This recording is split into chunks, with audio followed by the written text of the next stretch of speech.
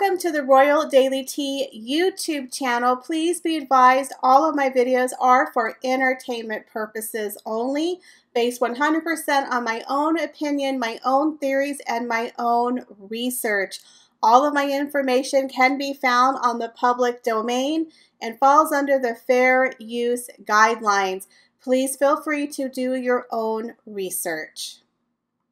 Good afternoon and welcome back to the Royal Daily Tea. So this is the second Royal Weekly recap. So we have quite a bit of tea. So let's get started. So as you know, the Euro finals just ended and Italy beat England in a very upsetting game. There were 3 black players on the England football team who all 3 missed their penalty kicks, resulting in them losing the game. So as you know, tensions are very high, very passionate, and a lot of people started, ganging up on the footballers, saying racial slurs, very bad harassment where police are now involved with people who were threatening them online. So Prince William, who is the president of the Football Association, took to Twitter and spoke out against these horrible actions. So Prince William took to Twitter and spoke out against these horrible actions. He tweeted, "I am sickened by the racist abuse aimed at England players after last night's match. It is totally unacceptable that players have to endure this abhorrent behavior. It must stop now, and all those involved should be held accountable." So you had a lot of people who were happy that Williams spoke out against these horrible actions, but then you had another group of people who were calling him a hypocrite, saying, "Oh, it's okay for people to be racist towards your sister-in-law Meghan and your nephew Archie, who are biracial, but you're going to stick up for these footballers, but not your family." But what people don't understand is that William is part of the royal family, and the royal family do not speak out to the press every single time there's something awful said about them. They have that never complain, never explain policy that's very famous, where they just don't answer to tabloids. 99% of the time, they do not acknowledge tabloids. There's a very small percentage that they will, go to the press and say, "Hey, you need to, retract that or we're going to sue you." Very, very, very rare occasions. Meghan Markle, when she joined the royal family, she was under the assumption that because she was part of the royal family, that they were going to squash every single negative story about her. She thought she was going to come in and be Ariel of the United Kingdom, and that nobody was ever going to say anything negative about her again because she was Duchess of Sussex. She was protected. But what she didn't understand was that they do not protect you against tabloids. It's unfortunate, but that's part of the game. They've said horrible things about the Queen, Prince Charles, everybody. Nobody has been immune from the horrible treatment of the tabloids. Unfortunately, that's just the way it is. I'm not saying it's right, but that's the way it is. So Meghan Markle did have some people, not necessarily the press, but some people had said a couple of racist comments. I remember the guy with the monkey when Archie was born. That was terrible, and he was fired from his job. But the actual press never really said racist comments. They said a lot of unkind things about her, brought up her first marriage, brought up her being, a Hollywood C-list starlet, talked about, whatever. They talked about her being a bully. They talked about a lot of things. Meghan wanted them to squash everything. But they're like, "No, we're not going to address these stories in the tabloids. You're just going to have to suck it up. Suck it up, Buttercup. You're a royal. Never complain, never explain." Well, Meghan didn't like that because she wants to be Ariel. She wants everyone to love her. She wants to be the cotton candy princess of color who everyone adores. And she walks around in tiaras and waves and collects flowers. That's what she thought she was signing up for with the royal family. She didn't realize that they were like, "No, honey, there's protocols, there's rules, there's a hierarchy. You're a civil servant with a tiara. get in line, follow the rules, and sorry, but we're not cleaning up the tabloids. We have other things to do. We've got charities to run where you don't make money. So she didn't like that. We all know she's all for profit. She's all for fame. She's all for herself. So when she went on the Oprah Winfrey show and cried racism, that the royal family was racist to her, well, one, that's not true. If they were racist to her, that marriage would have never happened. Period. You had the future king of England walk her down the aisle. If he was a racist, he would have said, I'm not walking her down the aisle. She's trash.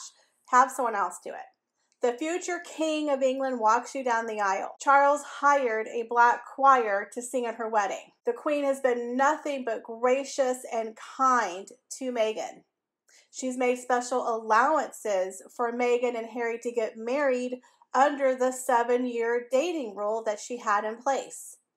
They invited Doria to Christmas dinner when she wasn't married. She was engaged. Normally you have to be part of the family before your family could even go to the palace. They made so much, I feel like they overcompensated. They overcompensated for her, but she didn't appreciate that. She wanted them to squash out her problems. She wanted to be queen bee. And they're like, no, we're not going to do that for you. So she cried racism. Now, whether the comment about Archie's skin color was made or was not made, I personally believe it was taken way out of context. You have to remember, Meghan wasn't even there when the comment was said to Harry. Harry could have misunderstood it. He could have taken it wrong. You have to remember, Harry is a hothead. He's very protective of his wife. You know, he's the flying monkey. And some people, you look wrong at their mate and they fly off the handle. I am sure all of us have heard someone say something and we took it the wrong way. And after future reflection, we're like, oh, maybe they didn't mean it like that. Maybe it was meant this way. Oh, okay, now I understand what they're saying, but I didn't understand where they were coming from. I didn't understand their point. So it could have been something that was said very innocently that Harry took wrong. And of course, by the time he told Meghan, it could have been taken out of context. And you know, Meghan was looking for something. It could have been Charles, but I kind of think it was William, honestly, because that's his brother. And they've had a very rocky relationship. And he called her that girl. Be careful. Don't marry that girl. Take your time. So he was already on Meghan's crap list. You know what I mean? He was considered public enemy number one because he was trying to block her from getting to the aisle. He was blocking her from becoming a royal. He was whispering in her future husband's ears, hey, slow it down. We don't know her. Take your time. So he was kind of putting a little in her step. You know what I'm saying? He was a fly that she was trying to shush away. So any little thing that she can find to use against him, anything she could do to alienate Harry further from the royals and to move him away from his brother, oh, she's going to use. So she's going to be like, oh my God, he's racist. He's worried about skin color. Oh my God, that is so racist. So Harry probably was like, oh, you're right. He's a racist. Now he knows his brother. I mean, you have to remember, Harry wore a Nazi uniform for Halloween. Harry called a couple of people in his military group who are not white some racist names, but apparently that's okay. But heaven forbid a family member asks a question, right? And again, we don't know the context because it's hearsay, right? It's racism. Well, not everything is racism. Meghan did have some bad press, and there were some people who might have said a couple of racist comments. I'm not saying it didn't happen. I'm not saying it's right. I don't agree with that. I don't stand for racism at all. No matter if I like you or not, I don't stand for racism. I think that's something that's terrible. To judge someone by their color, by their religion, their sexual orientation, even their political beliefs, I don't believe in it. I judge people on their actions. That's why I don't like Meghan, because of her actions. I don't care about her skin color. I don't care what she did for a living. I don't care what her political agenda is. I care about her actions. And I care the fact that she's not a nice person and she's not an honest person. That's why I call her out. No other reason. No other reason. Back to my story. So what I'm saying is, when William called out the racist acts, which he should have done, against those 3 footballers who I feel so bad for. It was the right thing to do because as the president of the Football League, if he would not have said anything, he would have been called complacent. They would have said, oh, so you're silently agreeing. He had to speak out because it's an awful act. This was an act that everyone could clearly see was happening. And they're not royals. He did this not as the future King of England, not as Prince William. He did it as the president of the Football Association, which he needed to do. Any president of that Football Association would need to speak out. Even the Prime Minister had spoken out against it. Because in this day and age, when something is really, really wrong, you can't really be complacent anymore, because then it makes you look like you're silently agreeing with the actions. It kind of puts you in a very weird gray area. So as a royal, as a part of the royal family, he cannot speak out when people make comments about him being a hypocrite.